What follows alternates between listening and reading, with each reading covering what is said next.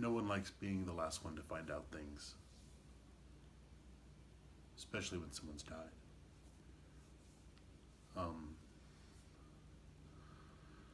I found out that a friend of mine, Oid Rich, passed away, and it's impacting me a little stronger than I thought it would.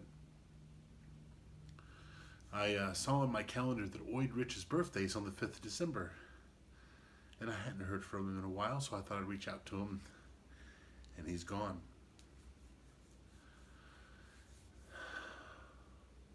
He's uh, he's very important to me. He was the first. He was the first person I had a real adult connection with, like a real adult conversation. And there's a memorial site you can go to and post your memories of him, but I really can't post this one to his family, of course. I suppose I should. I want to talk about it. I want to. I want to get it off my chest a little bit because it's really, really impacted me a little more than I thought it would. Everyone dies, of course, and you expect some people to die on your timetable, not theirs. That kind of defeats the purpose, I guess. So I met Oid when I was 18 years old, on my 18th birthday, to be exact.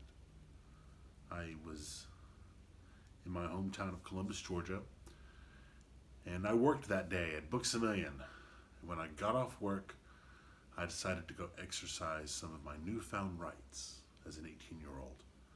And in the state of Georgia, you have two options. You can go buy cigarettes, gross, or you can go buy porn. So I took myself down to the 14th Street Video Arcade in downtown Columbus, Georgia, and I stepped in,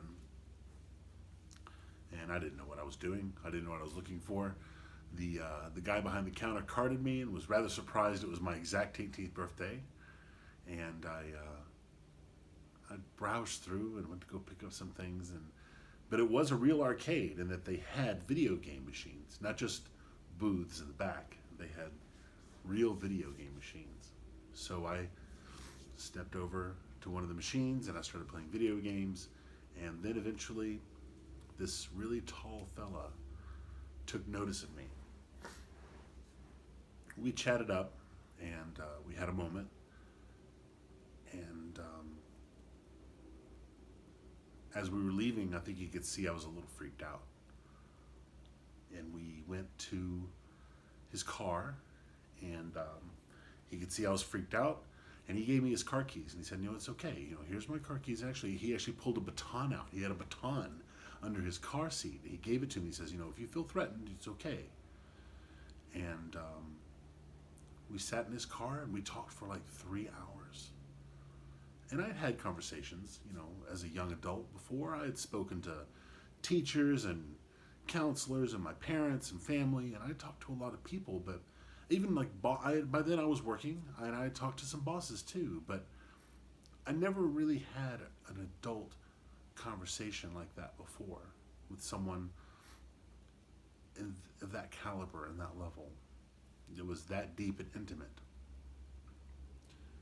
And as I was really coming to terms with the fact that I might be gay or bi or whatever I am, I wouldn't know, and Oid didn't know, and he didn't care. He just knew that I needed someone to talk to.